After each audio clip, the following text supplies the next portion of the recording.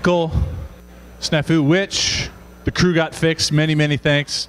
Mr. Graves saves the day again. But anyway, no countdown timer, no tunes, but we'll be good. So we're going to pray. A couple of announcements. An excellent speaker, and then a big reveal. So here we go. Lord, just pray that you would help us to calm down, help us to slow down, to think, to reflect, to enter into this time, knowing that you're already here. And just help us to receive what you have for us today. Thank you for letting us be here and be here together. In your name, amen. All right, couple of announcements in the good to know category.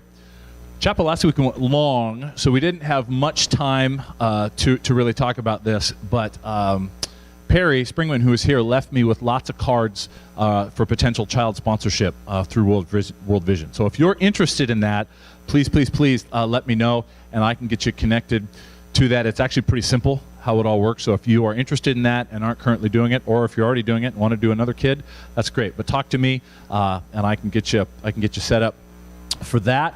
Dodgeball tournament. So if you would take a look at the chalkboard and that, there you go. So sign up for that, and it says there, if you look, sign-ups by G107. So G107 is the sign-up capital of BCS. So right over there, you can see the tanned and relaxed Mr. Brown. He's right in front of G107 there. Looking good, Charlie.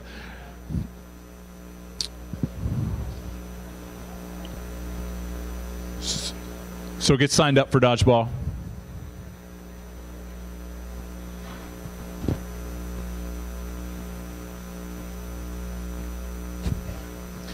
And that'll be good. So we're gonna get right to our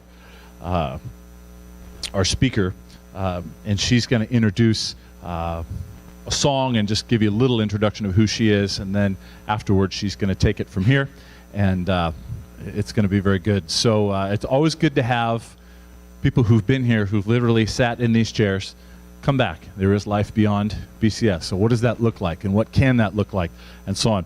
So to bring us into that today, would you please welcome Miss Marnie Hancock to the big show.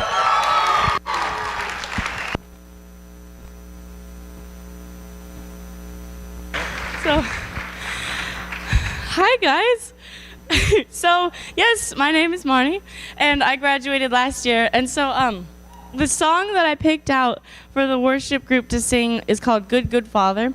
And I feel like I can relate to it a lot. And like the first line is, oh, can I remember the first line? I've heard 1,000 stories of what they think you're like. And so like growing up in a Christian home, going to Christian school, going to church, you hear 1,000 stories of what people think God's like. And so there we go. And so I feel like I can relate to it very well. So I encourage you to listen to the words and see if you too can relate to it.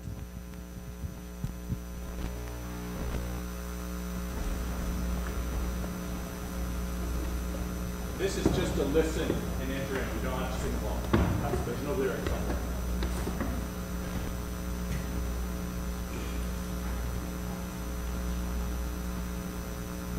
Hello.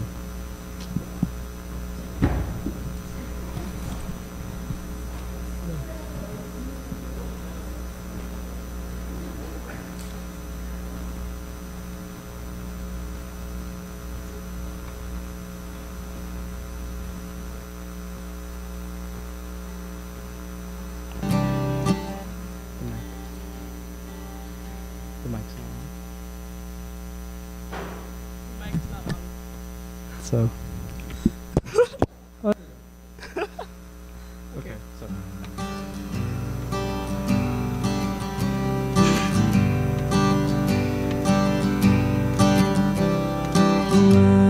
I've heard 1,000 stories of what they think you're like, but I've heard the tender whisper of love and the dead of night, and you tell me that you're pleased and that I'm never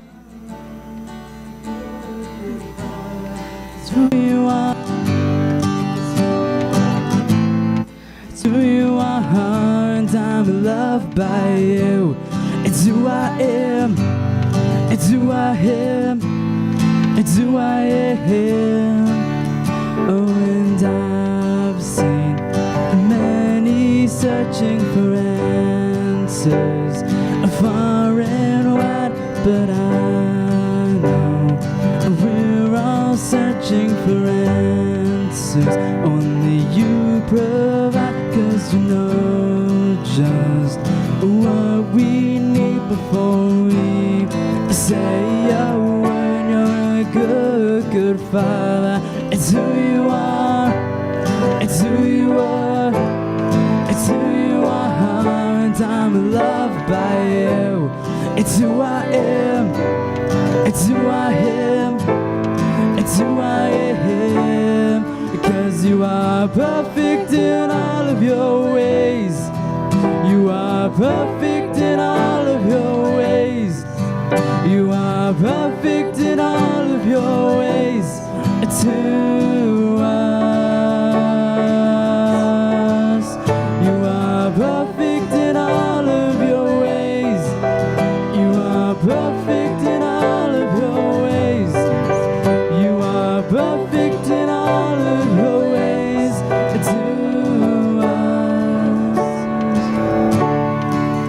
oh, it's a love so undeniable. I can hardly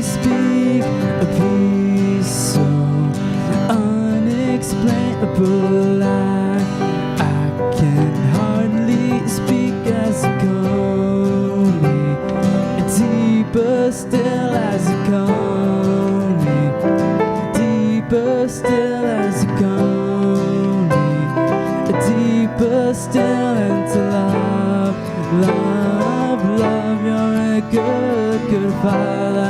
It's who you are. It's who you are. It's who you are, and I'm loved by you. It's who I am. It's who I am. It's who I am. You're a good, good Father. It's who you are. It's who you are. It's who you are, and I'm loved by you. It's who I am.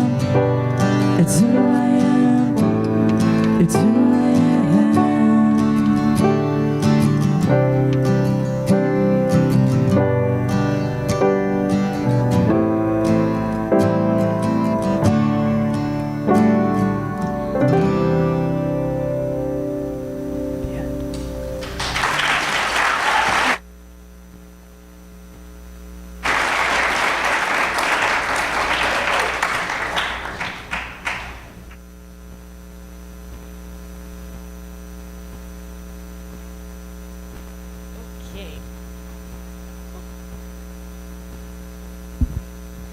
Hello again.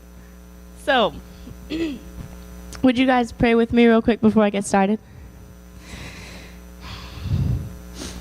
Dear Lord, I thank you for this beautiful day, and I thank you for the opportunity that I have to come here and speak in chapel. And I pray that you would help me find the words to say what you want me to say, and that it would be glorifying to you. In your name I pray. Amen. So, basically today I'm going to tell you a little bit about my story, sort of a few things that I did in high school, and then what I did after high school. So, in high school, I did a lot of the same things every year. I had some music classes in between my classes, and I had some athletics after school, like I did volleyball and cheer, and usually in the spring I would do something with the theater. And so it had some diversity in it, but every year I got a little bit more tired of it. And so my senior year, I realized I really needed to mix something up, and I needed some sort of change in my life, and I wasn't sure how that was gonna happen. You know, I was waiting for things to happen, and I was like, well, when is this change gonna come? And it just never came. So I was like, well, this is fun. But then, so I didn't make the volleyball team my senior year, and I was kind of a little upset about that at first. And then I realized a lot of the other girls on the team put in a lot of work. They do club, and they they put a lot into volleyball, and I didn't do that. And so it made a lot more sense that I didn't make it on the team. So I was like, okay, that's cool. So I did cheer during football season, and I had an option. I could do cheer again in the winter, or I could wrestle. So that's a bit of a jump, going from cheer to wrestling, and so and that didn't just happen. I'd been working out in the summer for a few years with Coach Pete, who's a wrestling coach, and he is always looking for new wrestlers. And it's not uncommon to hear, "Oh, you should join wrestling." I mean, he doesn't talk like that, but he. And I'd always be like, yeah. But I mean, so it was always in the back of my mind, but I was never like, yes, that is what I'm going to do. Because I'd seen the wrestlers, running stairs and running the hallways in here, and they work hard. And I was like, that doesn't look fun.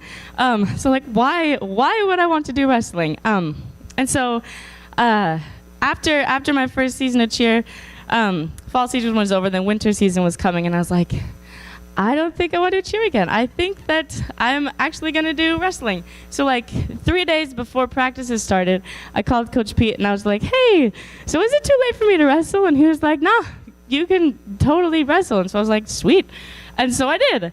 And it was wonderful and awful at the same time. Like what I got out of it was awesome, but like, I don't know if I ever looked forward to going to practice, but just because it was exhausting, and you're always pushing yourself harder and harder and harder every day, and like I was hungry all the time, and I wore sweats to school every other day, which was kind of nice. But and so you have to give 100% in order to do it really. So it was tough. So I did that, what I got out of it was I became more confident in myself, and I was more open to doing new things and more okay with doing things on my own sometimes. Since I was the only girl wrestler, there were times where I had to be on my own, and so I became more okay with doing that. And it also opened me up to other opportunities, such as taking a gap year. I never saw myself doing wrestling when I was little. That was never within the realm of things that could possibly happen.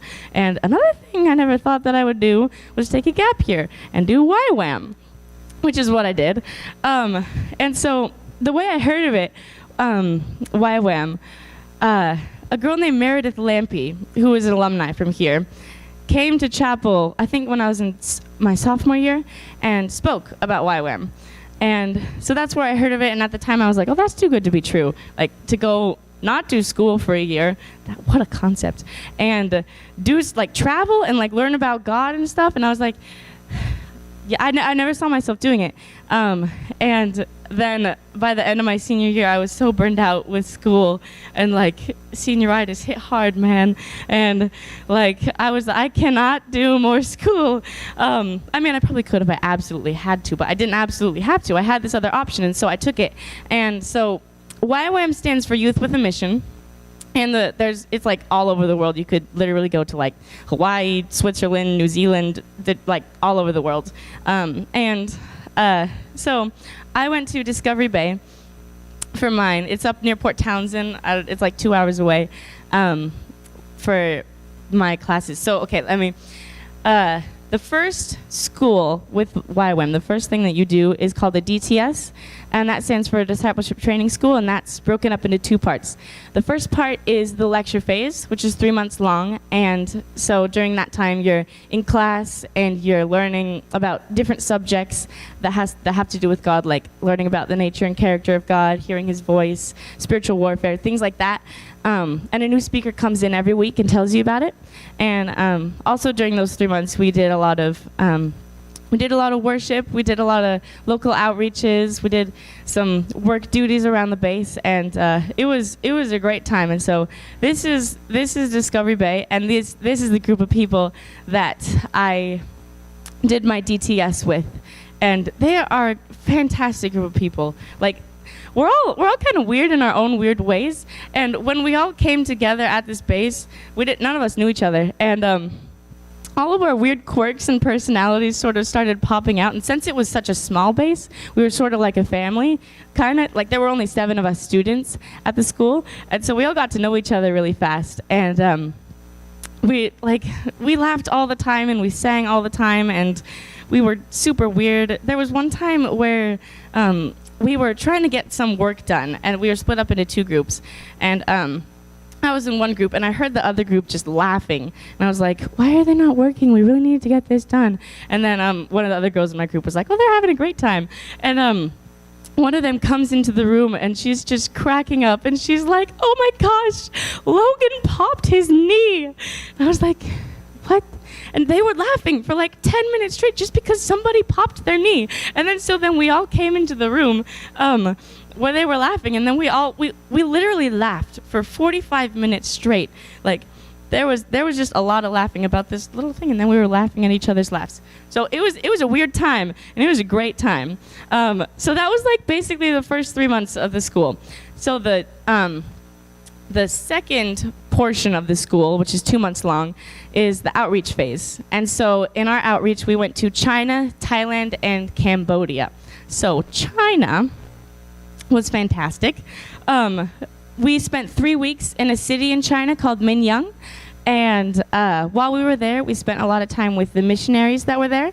And so it was really cool to get to see what it's like for a missionary to live in another country. Like, I'd always pictured when I was little, missionaries just going around telling people about Jesus all day, because that made sense to me. But they have to do practical things too, like go to the grocery store and take their kids to school or homeschool their kids. And it was cool experience to see that. And we're wearing masks because of the pollution.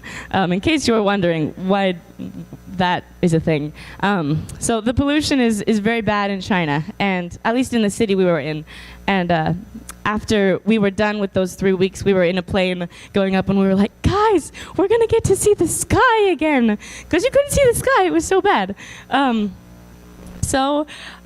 Another thing that's in the city we were in, so that we went to this park a lot called People's Park to like get to know the people there and try to find somebody who speaks English, which is not an easy task because first of all, there's no white people there and nobody speaks English.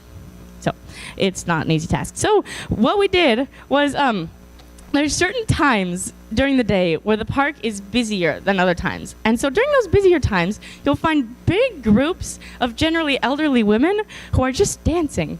And so there's one person in the front, and then everybody else is just following along. And you can just jump right in and join them. So you just watch the person in the front and you follow along with what she's doing, whatever it is. And that was a highlight of my time in the city of China, because it's just so funny that that's a thing that they do in China. I never even thought of that. And another thing in the park was like there's a ton of pigeons there. So we got to feed them, and we discovered that if you like hold your hand down here and then you raise it up right as they're trying to get food, then they jump onto you. So then we got a bunch of cool pictures of us holding pigeons. So fun fact. This was I think all of our highlights of China. We went to a leper village in China. And we were building a water tank for them there. They already had one, but it had a leak in it, so we were making another one for them. And we had a little bit of downtime one of the days we were there. And use my laser pointer. This guy, he is adorable. We were singing a few songs for them while we were waiting for things to get going again. And he was mesmerized with the guy with the guitar. His name's Logan. He after every song, this guy would clap, and the whole time he was just staring at him like this. It was so cute. He was great. It was so great to be there in that village. And in this bottom, this picture right here, this girl in the middle, we called her Auntie One. I'm not sure what her real name is. But the first day we got to the leper village, she happened to be there. She doesn't live in the leper village, but I think she buys produce from them sometimes. And she saw that we didn't have enough room in the village to sleep, and so she offered her house to us to stay while we were working there in the village, which was a total God thing because it wasn't planned at all. She just came up and was like, "Oh, you guys need space. Come to my house." And we were like, "Whoa, thanks." It was super cool, and she was incredibly hospitable. Didn't speak any English though, so it was fun. It was fun to learn how to like communicate things to her. She was awesome. The second country we went to was Thailand. It is gorgeous in Thailand. Some of the fun things we did was we rode elephants. We were cave explorers for a day, and we swam in a river. And me and my friend Hannah got baptized there. And then this picture up here, this one, that is a Korean refugee camp village thing, and it's ginormous. And one of the guys in our DTS group, his name is Shirta. Oh, he's that one. This is great. He's this person right here. So when he was 3, him and his family fled from Burma to Thailand, and so he lived in this camp for 10 years, and then him and his family got moved to America, where they live now in Georgia, and we actually got to go to this this refugee camp where he grew up, and we got to see his house where he lived, and we got to see his pastor and watch Shirta as he reunited with people that he hadn't seen in like 7 years, and it was so cool to be there and experience that with him, and like it was awesome. Another thing we did in Thailand was we went hiking up 6 miles into this village, another Korean village, and hung out with the people there. We spent a couple days with them, and we got to be a part of their church service. We prayed with them, we worshipped with them, and that was another great time. Awesome people, very hospitable. The last week we were in Thailand, we went to this kids' home called Help Save the Kids, and I think it was my favorite part of my DTS potentially, because these kids, they're so awesome. So while we were there, we were teaching them a few classes like first aid and sometimes worship or dance or things like that, and they were great students, great listeners, and sometimes at night we'd worship with them, and they very passionate singers. All these kids, like there were like, I don't know, 70 or 80 kids, and they all sang like at the top of their lungs, and it was adorable, very powerful. And in between, while they were singing, they would come around and pray for us individually, which was super sweet. So that was a highlight for sure from the trip. Whew. We also went to Cambodia, and there are some adorable kids there. If you like kids, by the way, you would like doing a DTS. Just saying. You hang out with a lot of kids, and they're cute kids. So the first week that we were in Cambodia, we spent some time in the slums there. And in the slums, we went to a few schools there and played with the kids and did some coloring. And we walked around a little bit from house to house, and sometimes we would pray with the families there if they would let us pray with them. And there was one time where one of the groups that was going around praying came to somebody who was in a wheelchair, and they prayed for him. They prayed for healing for him, and he was able to get out of his wheelchair, which is pretty cool. So I didn't get to witness that, but it was a cool story to hear. So yeah, and okay, so we went to another kid's home in Cambodia, and while we were there, we went to this school where I think we had 3 chapel services that we got to do for the kids in the school, and so in those services we had some skits that we did some puppet shows, and a few of us shared our testimonies. And well, this is in that chapel, and right there we're leading one of those songs with motions, and I'm not the best of singers, so I was leading that one, and my voice was cracking all up over the place, and I was just like, this is not good, but I just kind of laughed it off and was glad that people didn't speak my language. And so it's like ooh. But I was sharing my testimony that day, and I also did it in Thailand too, and I needed something specific because I only had a few minutes to share, and I had no idea what I was going to say. And so the night before I was going to talk, I was like praying, and I had my Bible out, and I was like, God, if there's anything you want me to say, it'd be awesome if you could like reveal it to me like right now. And like, I would like, you know, do the whole open my Bible randomly and try to find a verse. It didn't work. But then, so that night I was reading my Bible, and then I did come across a verse that said, actually both times I came across a verse that said, like, don't worry about what you're gonna say. Like, I'm gonna give you the words and the wisdom to know what to say, and so you don't have to worry about it. And I was just like, okay. The first time though that it happened, I was like, well, of course that's what you're gonna say. You're gonna give me the words and you'll help me. Like, good. I didn't understand how that would actually work.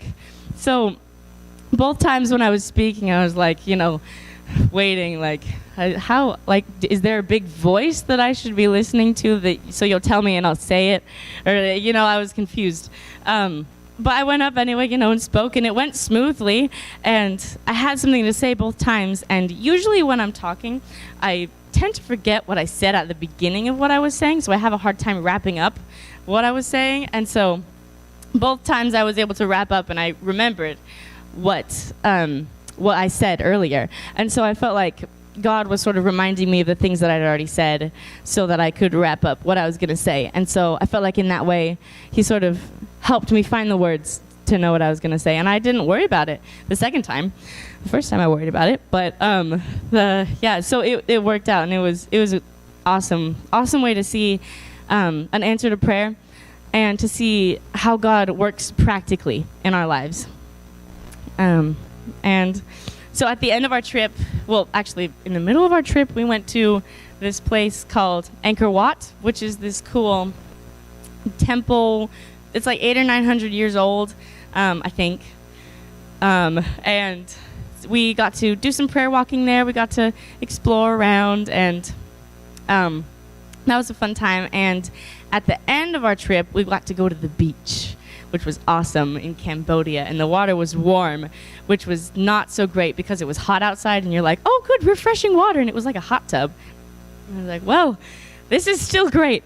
And so we spent the day at the beach, and the whole last week of our trip we had dedicated to traveling, because we were in Cambodia, and we had to go back to Thailand to catch a plane to Japan to catch a plane to America.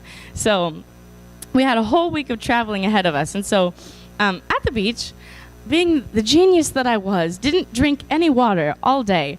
And so I got very sick that night. And so I was very dehydrated, and apparently also got a parasite, but I didn't find that out until I got home.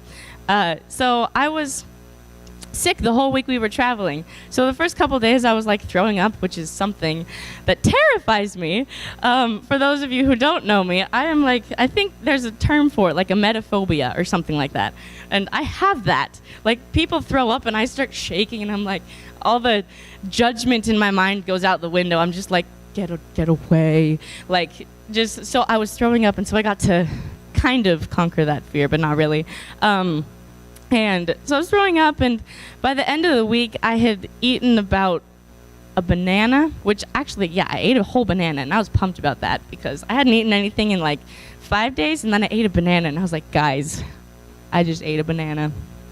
I went around telling everybody about that, and it was great. But then, so we get to Japan, and we have a 9-hour layover, and the airport is massive. And I feel like I'm going to pass out every 5 seconds. So we got me a wheelchair. And so I got to go through the airport in a wheelchair, and it was fantastic, which I highly recommend, by the way, because you just get pushed the whole way through, and you don't have to worry about a thing. It's just like, yeah, you show me your passport. Okay. You cruise down, then show me. Okay. It's great. So that part was fantastic. But, the being sick part wasn't so fantastic. So we were sitting in the airport we found a big place with a bunch of couches, which was fantastic. And so we were sitting on the couches sleeping, and while we were there, my friend Kira had a couple dreams that she told me about. She had 2 dreams, and they were the same dream. And so in her dream, she was comforting me because I was crying because I wasn't getting better, which was very true to life. In her dream, she was comforting me. And then in her dream, God spoke to her and told her that he could heal me like that, but I was sick for a purpose. Like there was a reason why I was sick. And after she told me that, I was like, well, for one thing, I knew I wasn't gonna die. You know, I could wipe that off of my worry list. And I also knew like I was confused about why I wasn't getting better, because usually, you know, you throw up and you're done. But I was like, it was lasting so long, and I was like, what the heck? So this was a big comfort to me. So I was just curious about what the purpose was after that. And I think I found out what it was. So I found out that I had to go to the hospital when I got home. So come home, I had to leave all of my friends that I had bonded with so closely. You know, that was not so great. But I spent just a few hours in the hospital and got hydrated again, and went home. And the whole time that I was home for a couple days, and then I was able to go back to the base and rejoin everybody for the last couple of days before everybody went home. So while I was at home, I was just stressed the whole time, just stressed for no particular reason. I was like, why am I stressed? Why am I just hating life right now? I don't know what the problem is. And I went back to the base with everybody, and I told them about it, and they let me know that it was very normal to feel that way because of what we had just experienced. You know, we spent 5 months immersed in everything that had to do with God. You know, like we were working for God.